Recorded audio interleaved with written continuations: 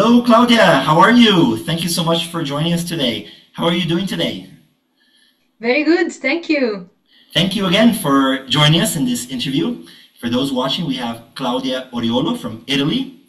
And the idea of this project is to create a space to invite international professionals who work and live in different markets around the world to talk about the cultural and communication aspects of doing business in their countries. We have 7 questions, as I have asked the other interviewees, and we'll begin now. Claudia, first of all, tell us a little bit more about you and what you work with, what you're doing at the moment, please. Hi, Rafa. Thanks a lot for inviting me to this interview. It's a privilege for me to be here today. So I'm Claudia. I'm Italian, and I work for a non-profit organization that is called We World, and that is based in Italy. So where I am now, I'm based in Milan. But we implement humanitarian and sustainable development programs across the world in different regions. So specifically, in my case, I am the regional director of an area that includes different countries that are Ukraine, Moldova, Afghanistan, Cambodia, and Thailand. So quite a broad spectrum of countries where we have teams composed both of expert staff but also local staff. And yeah, we implement different programs in different sectors such as food security, livelihood, WASH, education, and also human rights related programs. So I do supervise these teams and these programs from here. So I also travel a lot in these countries. That is great. No, thank you so much. And one of the reasons of inviting you to speak with us is I know you for many years already when you also worked at the World Bank and you have worked all over the world. So you're someone with an international mindset already. So you do understand these cultural nuances, which are important. So we really thank you for joining us and sharing your experience and insights, right? Coming to the second question, what are some of the things you recommend for people to do or say when they first meet or want to speak with someone and perhaps do a project or start a business opportunity together in Italy? And also, what should someone not say and do in this first encounter?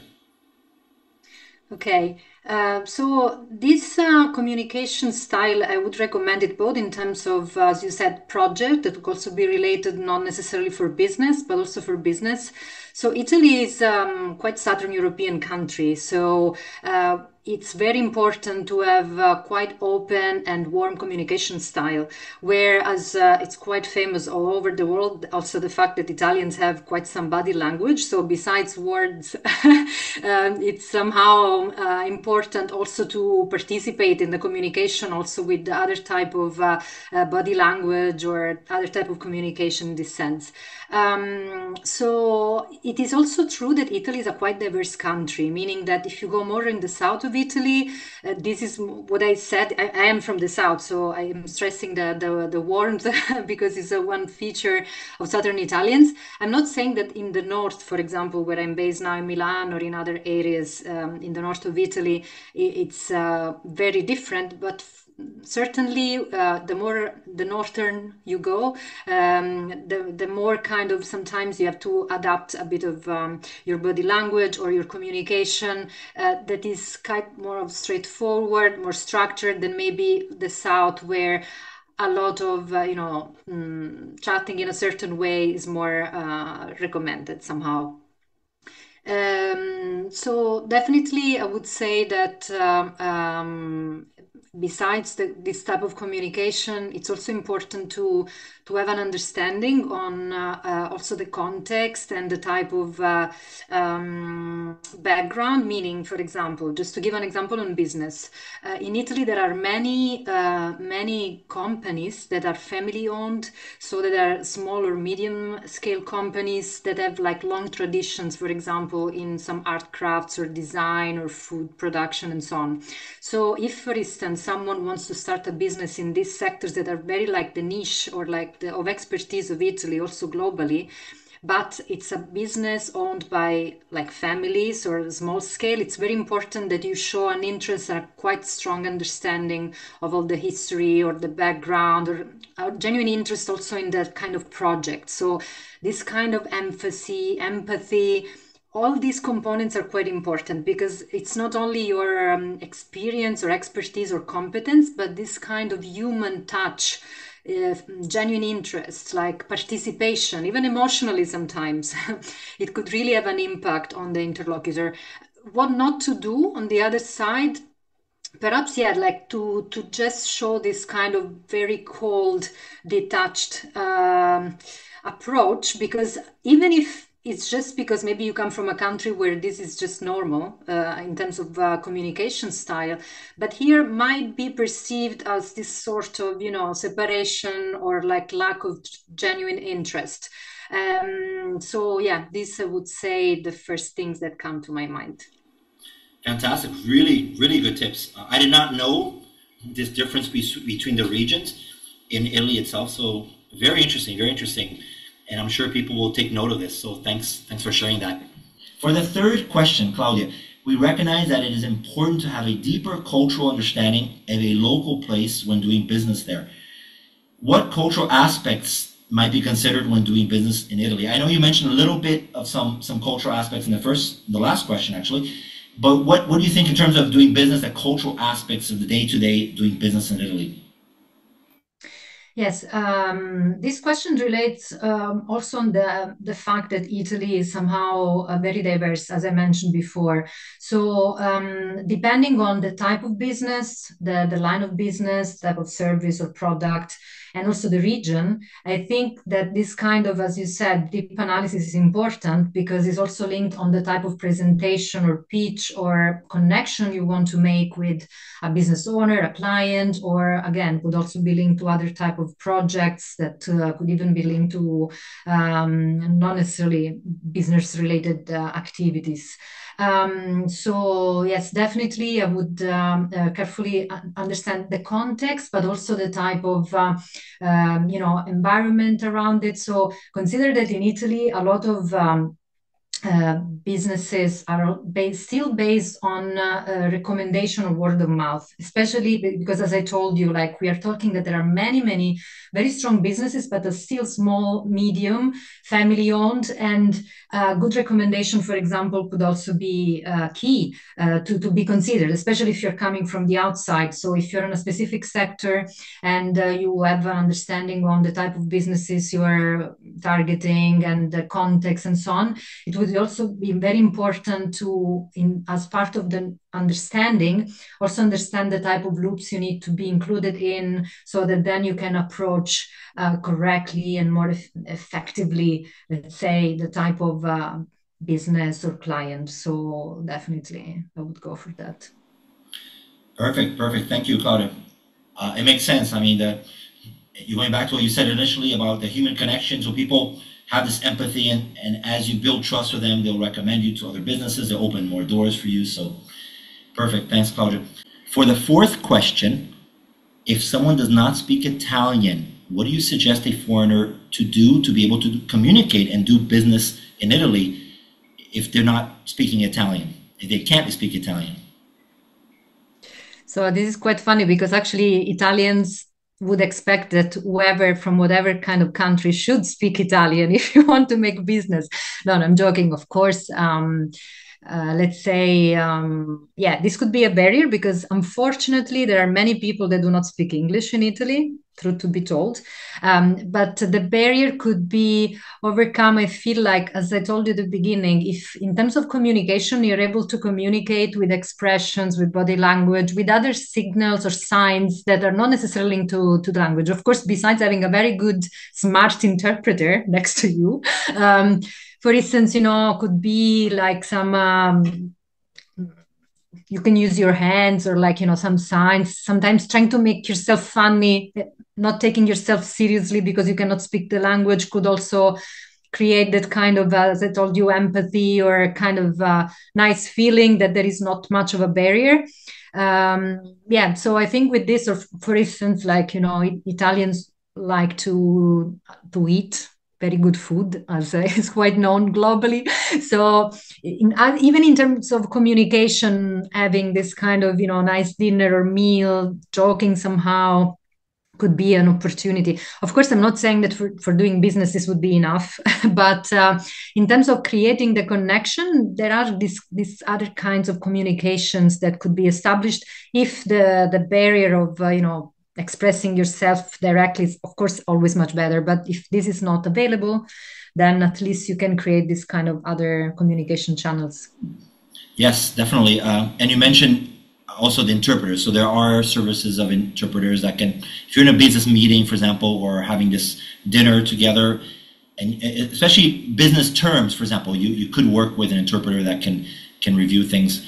And yes, it's famous for the Italians speaking with their hands. So that's so you just share that with us. It's very famous. So learn the hand movements. That's a very very famous a symbol, right, of the Italian speaking, communicating. So fantastic. Thanks, Claudia. For the fifth question, Claudia, to get better results in visibility or sales, what are your recommendations for the most effective ways to do marketing for products or services in Italy? And this really focuses a lot on what channels people use more, how do they communicate? If a foreign company comes into Italy, what should they think about in terms of communicating to their audience, their customers?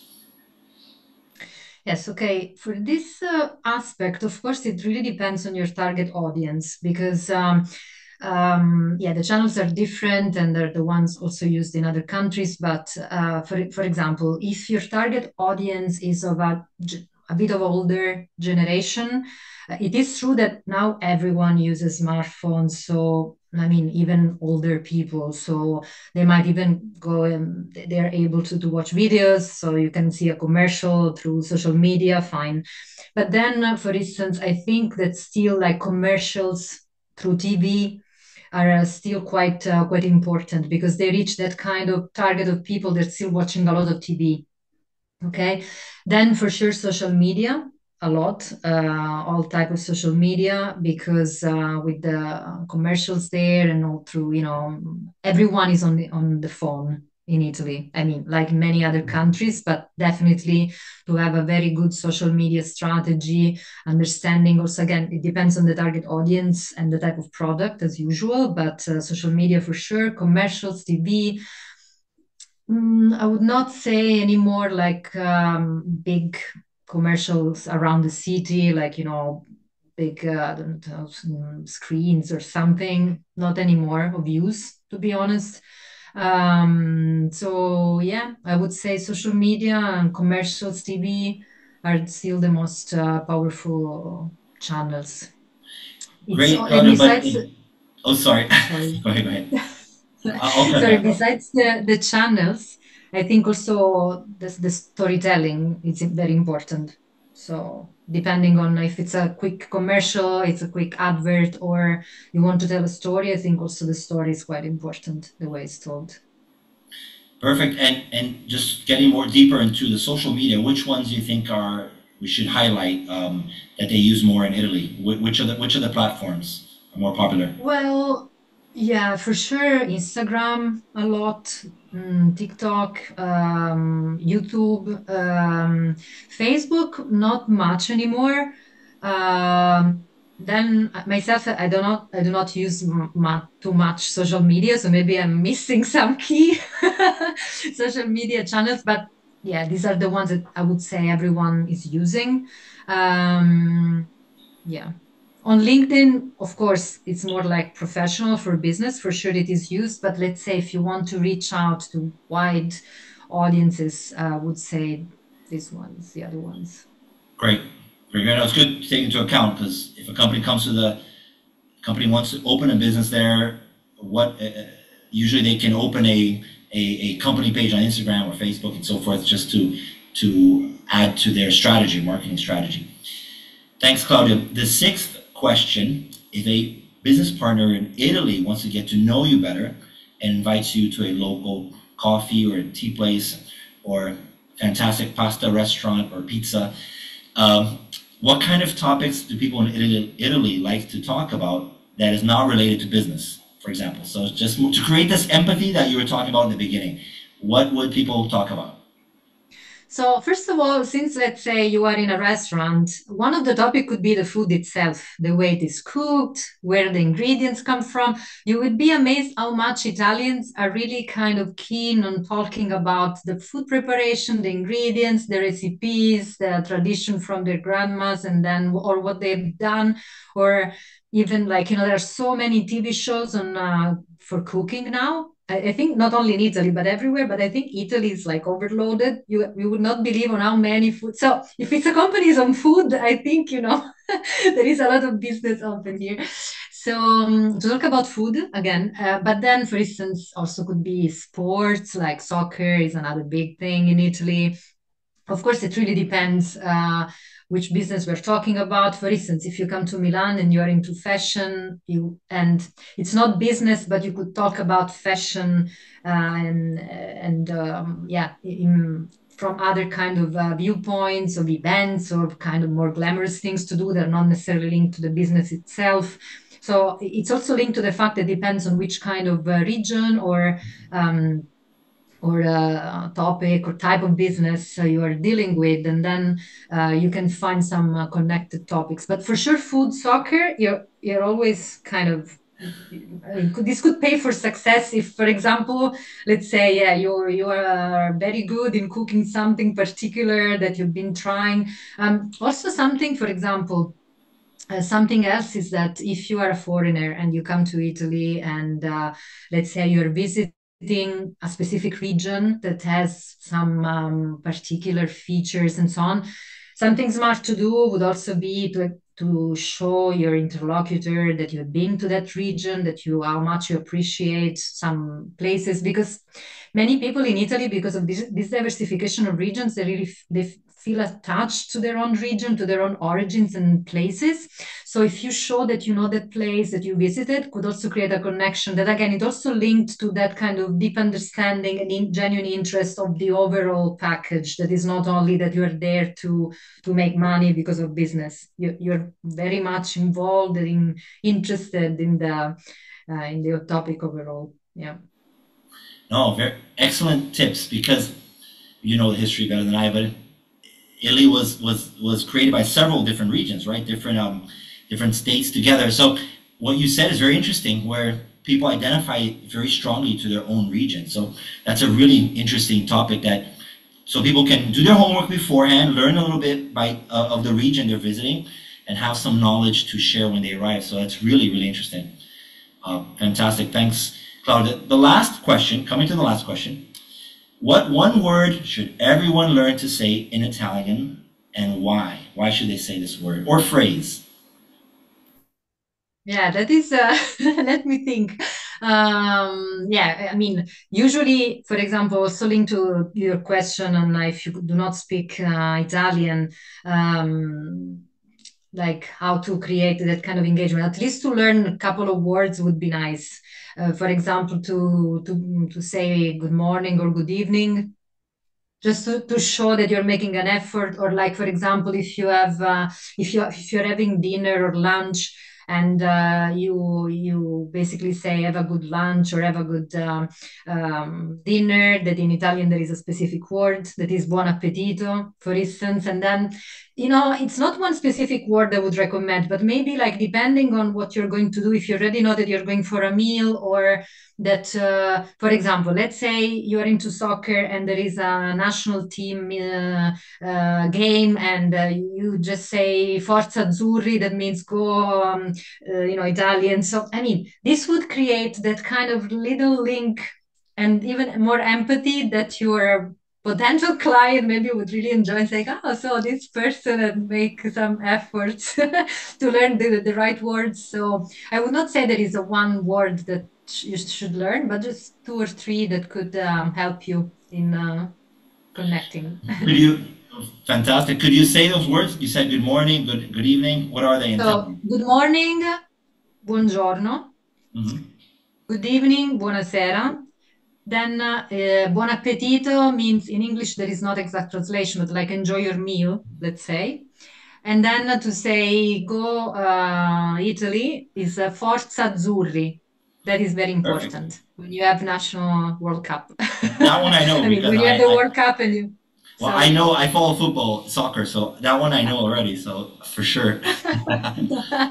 yes. Perfect, perfect. No, perfect. For those watching, we're gonna write them down in the articles. We're putting a summary of this interview so everybody can learn how to spell it and how to say it, and they can practice. Thank you, Claudia. We actually have to come to the end. Thank you for being part of this. Thank you for sharing your insights, your recommendations, your experience. I hope this interview will also benefit you, people who want to connect with you, talk to you, learn about your experience. Do you have any final words for our viewers? No, I just would like to thank you again, and hopefully we will be all in touch. It's a very nice endeavor you're taking. So thanks a lot for inviting me. Thank you. Grazie and grazie. Grazie. Thank you so much, Claudia. Bye. Bye. Thank you.